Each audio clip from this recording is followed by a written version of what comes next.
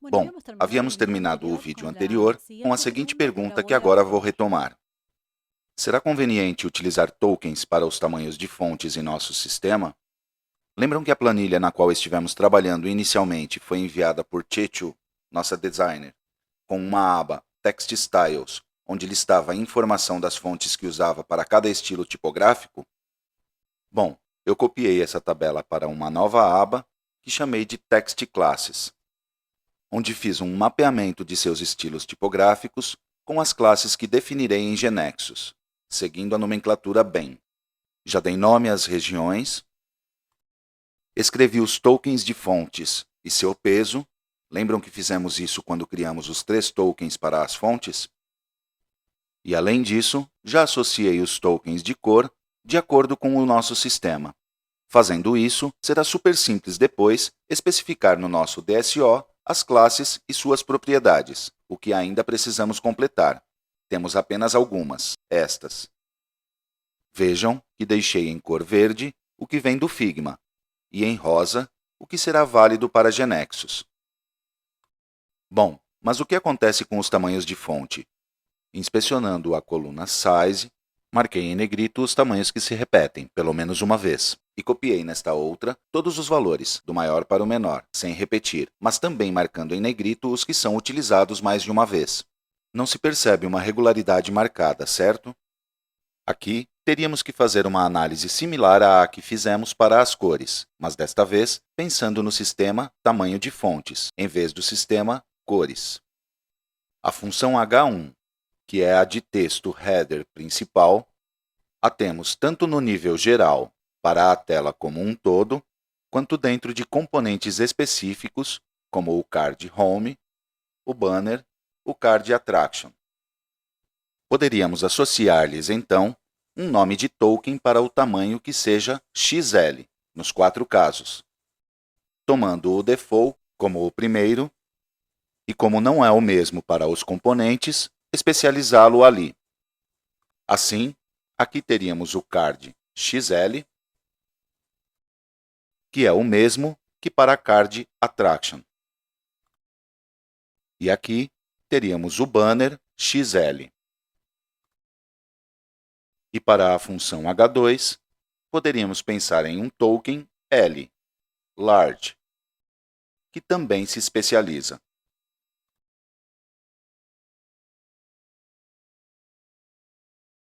E depois, poderíamos associar um token M ao copyright, que é o próximo em tamanho, e S ao do paragraph. E então, o XS destinamos ao tamanho de fonte do botão.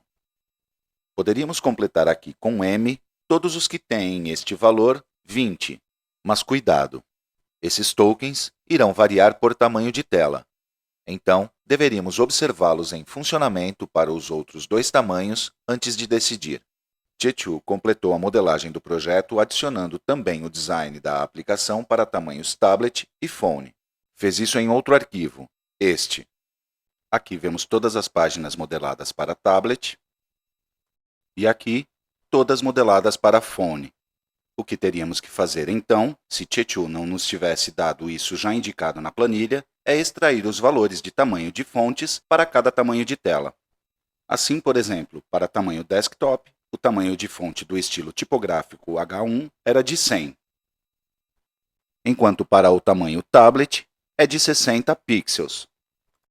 E para a phone, por outro lado, de 40. Poderíamos, para trabalhar bem organizados, adicionar uma coluna para cada breakpoint e ir colocando ali as equivalências. Como fiz com o H1, procuro os tamanhos de H2,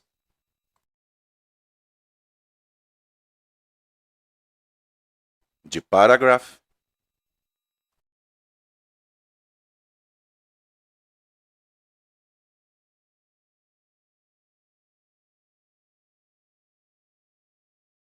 para button serão os mesmos valores.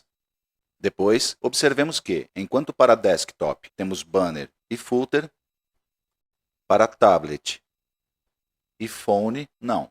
Por isso, não haverá valores para o estilo do texto de copyright, nem os do banner. Bom, esses outros valores os completamos facilmente. Mas o que acontece com o H2 do card Home? Bom, como vemos, não existe. Não é utilizado esse estilo tipográfico, nem para tablet, nem para phone. E o que acontece com o H1 do Card Attraction, que para desktop tínhamos visto que coincidia com o H1 do Card Home, razão pela qual, a priori, lhe atribuímos o mesmo token, Card XL.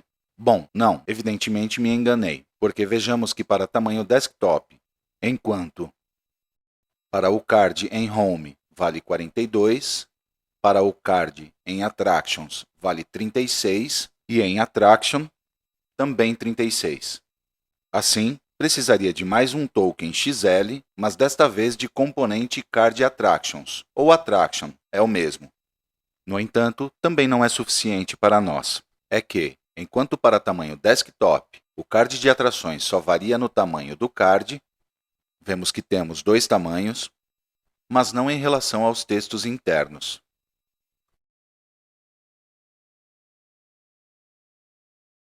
E além disso, o H1 coincide exatamente com o de Attraction. Vejamos o que acontece em tablet. Bom, não vamos nos desesperar. Assim são as coisas. Vemos que os cards de Attractions também variam nos tamanhos dos textos. Ou seja, temos dois tamanhos de H1. Este de 36 e este outro de 20. E se vamos em Phone, também variam. Este é de 20 e este outro é de 12. Portanto, temos uma versão Big, a dos títulos maiores, com estes valores, 36 para desktop, 36 para tablet e 20 para phone,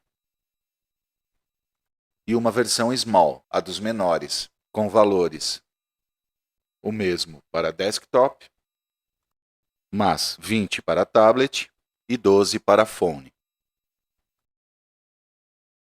Mas vou precisar também de outra versão, desta vez para os cards no Panel Attraction, que, se para tamanho desktop era igual, para tablet e phone não.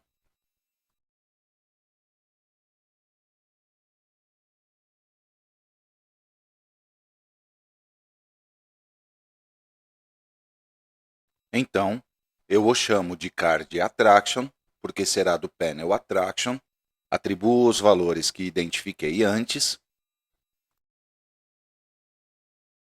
e mudo para essas duas o nome para indicar que são do Panel Attractions.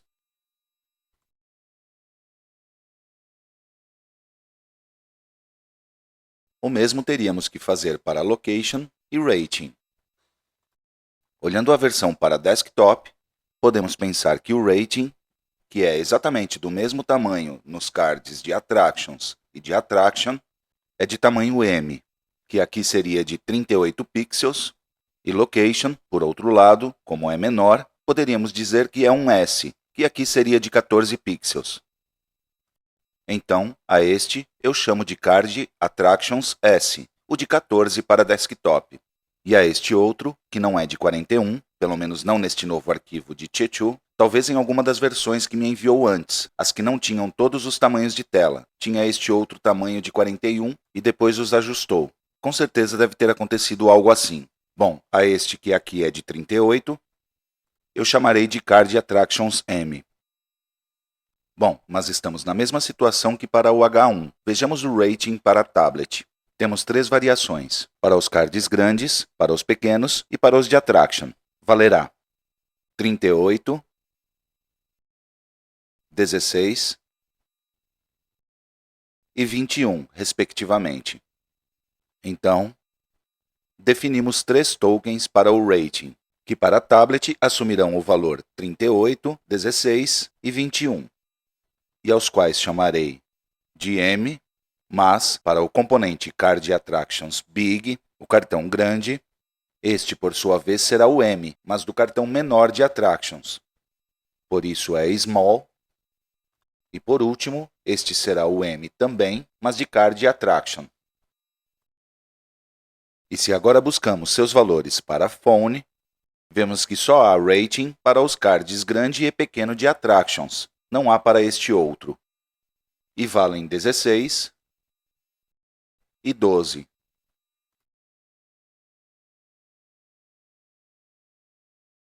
Bom, agora nos faltam ver os valores de location, que se aplicam somente aos cards de attractions. Para desktop, vale 14 pixels, enquanto para tablet, card grande, vale também 14. E card pequeno vale 12. E para phone, card grande, 12. E card pequeno, 10. Assim, adiciono os tokens S para Card Attractions Big e Small.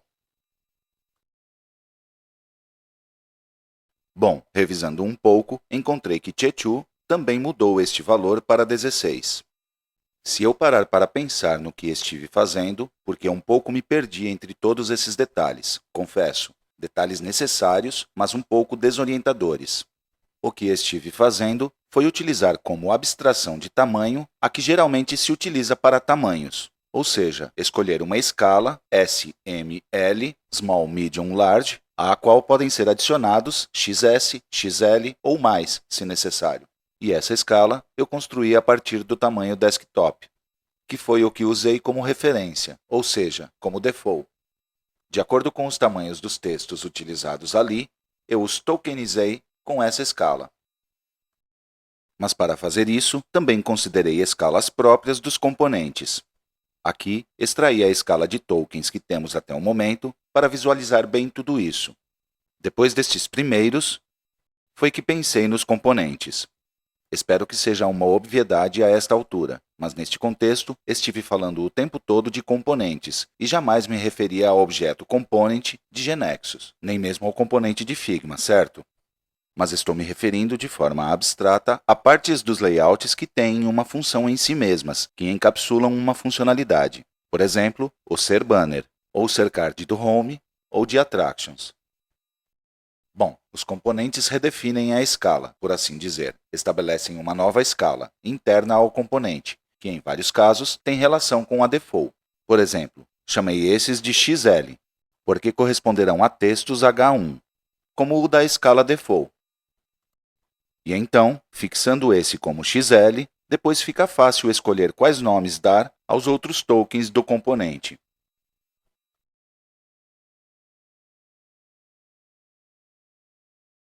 Mas, por exemplo, que nomes damos aos textos do formulário de contato, que ainda não os temos? Correspondem a estas duas tipografias. E vemos que para desktop, uma é de 20 e a outra de 16. Temos dois valores, nada mais, um maior e o outro menor. A pergunta é, chamamos de XL e L, ou L e M, ou M e S, ou S e XS? Consultei a Chechu porque não conseguia decidir, e ela me respondeu que, em geral, começa-se com S, então decidi por M e S. E o que está faltando para mim? O tamanho dos textos que correspondem aos rótulos das opções do menu. Analisemos isto em Figma.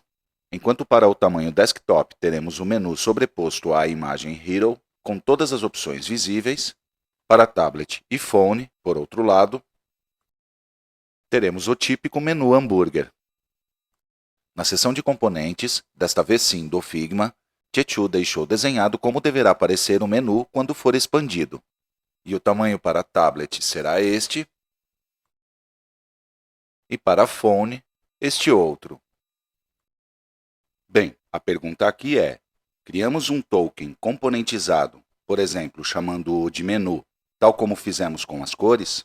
Ou consideramos o tamanho dos rótulos do menu como parte do sistema default geral da página inteira, e nesse caso deve ser localizado consistentemente dentro desta escala?